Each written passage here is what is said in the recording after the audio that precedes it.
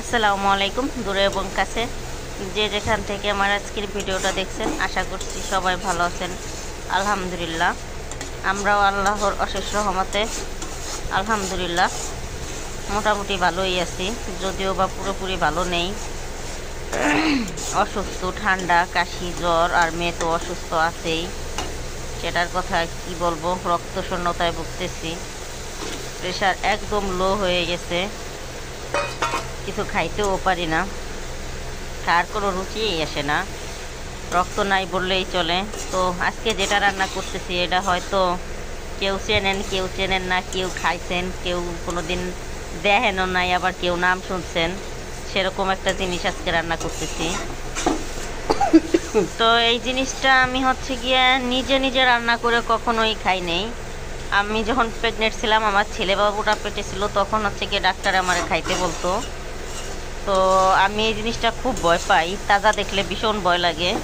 তো মায়ের রান্না টান্না করে সামনে এনে দিত, তখন আমি খাইছি। আর এই যে আজকে হচ্ছে গিয়ে নিজে হাতে বাজার থেকে আনছি, কাইটা অবশ্য বাবা দিছে, এগুলো আমার ধরা সম্ভব না। তো যাদের কাছ থেকে কিনে আনছি তারা হচ্ছে ব্যাগবন্দি করে দিছে, আমি বাড়িতে নিয়ে আসছি। এটার নাম হচ্ছে কুইচা। কেউ চেনে কেউ চেনে না, এটা আমি আগেই বললাম। এটা হচ্ছে বাইম মাছের মতো দেখতে, যদিও বা আমি আস্থা অবস্থায় আমি কোনো ছবি টবি তুলে রাখি নেই, কারণ আমি যখন আনছি তখন আমি ভীষণ নার্ভাস ছিলাম। আমার জীবনে আমি কিনি নাই, বাবা মা এনে দিছে, বাস খাইছি এতটুকুই। কারণ আমার অনেক আগের থেকেই ডাক্তারে খাইতে বলে ঠিক আছে, কিন্তু আমি কখনো কিনা আইনে খাই নাই।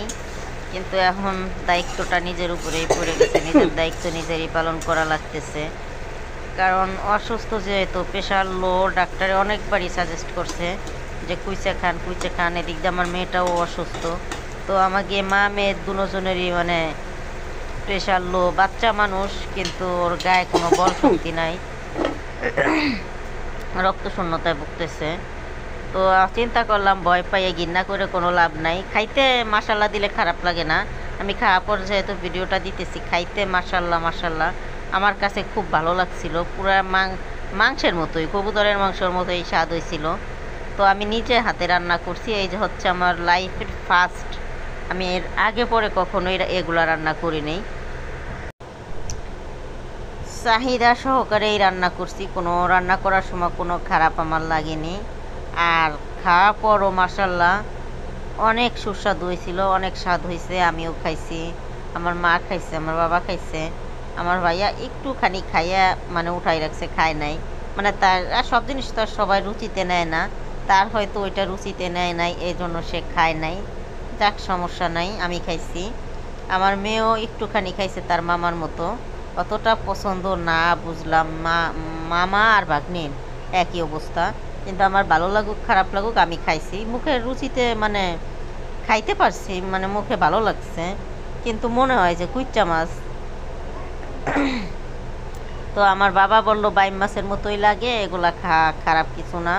তারপরে মেরে আবার বিকালবেলা করা ভাত খাওয়াইছি এইগুলা দিয়ে, অনেক কইরা রিকোয়েস্ট করে। খাইতে তো চাই না, মেয়ে বা ভাইয়া খাবে কি খাবে না সেটা মনে করে আমি আবার একটুখানি মাংস রান্না করছি। যদি ওরা না খায় তাহলে মন খারাপ লাগবে যে একটা জিনিস রান্না করলাম, খাইলো না। আর শরীরটা এত খারাপ, 2-3 পদে রান্না করারও কোনো এনার্জি পাইতেছিলাম না। তারপরে চিন্তা করলাম, না মেয়েটা যদি না খায় বা ভাইয়া যদি না খায়, তো তাদের জন্য আবার একটু মুরগির মাংস ভিজাইছি তাদের জন্য রান্না করার জন্য। তো আবার একটু মুরগির মাংস রান্না করে দিছি তাদের। তো তারা 2 মামু ভাগ্নে এটা দিয়েই খাইছে, ওগুলাও খাইছে খুবই কম। তো কি বলবো, বলার কিছু নাই, যার যার রুচি।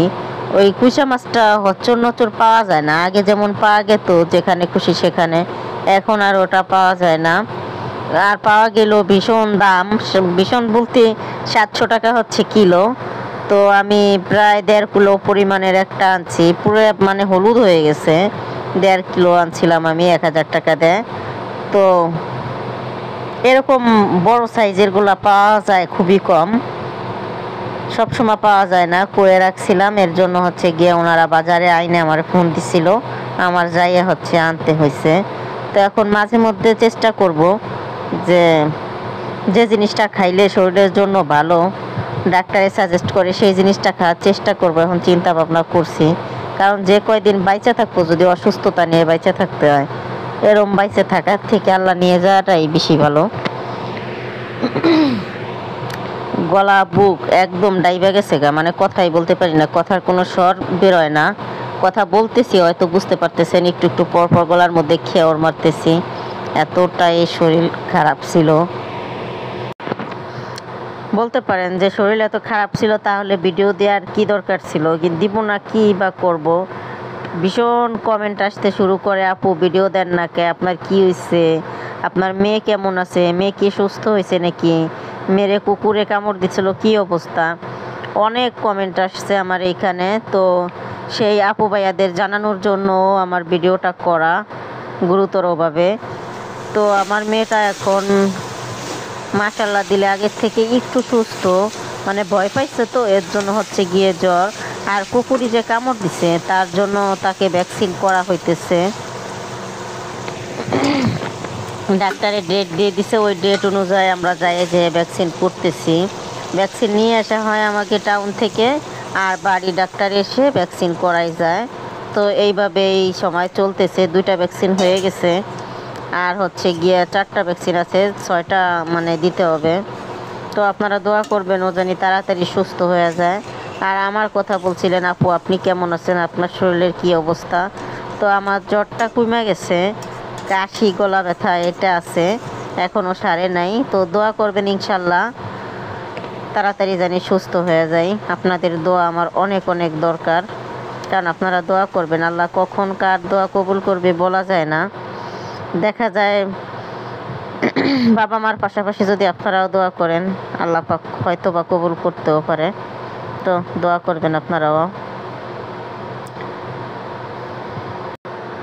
আমি রান্না করতেছি, আর বাহিরে তুমুল বেগে মানে বৃষ্টি আইছে। মানে রান্নাটা চুলার মধ্যে বসাই রাইখে যাই, এই হচ্ছে গিয়ে কাপড় চোপড় বাহির থেকে উঠাইলাম। সকাল থেকে মোটামুটি একটু রোদ উঠছিল, কিন্তু উঠলে কি হবে, আবার কিছুক্ষণ পর পর রোদ মানে বৃষ্টি আসতেছে, রোদটা বন্ধ হয়ে পাটনারা ছিল, তারপর কাপড় চোপড় নাড়া ছিল, এইগুলা মানে গুছাই গাছাই রাইখে আইসা হচ্ছে গিয়ে দেখি তরকারিটা হয়ে গেছে, মানে শেষের পথে। এখন হচ্ছে গিয়ে আমি তরকারিতে শাক বাটা যেটা বলে সেটা দিয়ে দিলাম, জিরা দিয়ে পেঁয়াজ রসুন দিয়ে ভাইজে রেখে দেওয়া হয়, সেইটা হচ্ছে গিয়ে আমাদের অঞ্চলে তরকারি রান্না করার শেষে সেটা দেওয়া হয়। তো এইভাবে না দিলে আমাকে খাবার মুখেই ওঠে না।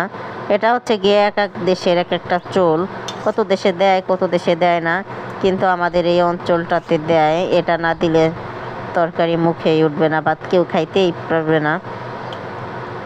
তো রান্নাটা শেষ করছি, শেষ করে গোসল টোসল করছি। মেয়ে স্কুল থেকে আসছিল, তারেও একটু খাওয়াইয়ে দিছি, খাওয়াই দিয়ে হচ্ছে গিয়ে এখন আমি নিজেই খাইতে বসি। কেউ এখনও কিন্তু খায় নাই, মেয়ে একটু খাইছে, তার ডিম ভেজে খাওয়াই দিছি। সে এই তরকারি দিয়ে কিছুই খায় নাই, কারণ তার নাকি এগুলো খাওয়ার সময় নেই, এই কথা বলছে। পরে আমি ডিম ভাজি করে দিছি, মেয়ে সেটা দিয়েই খেয়ে গেছে।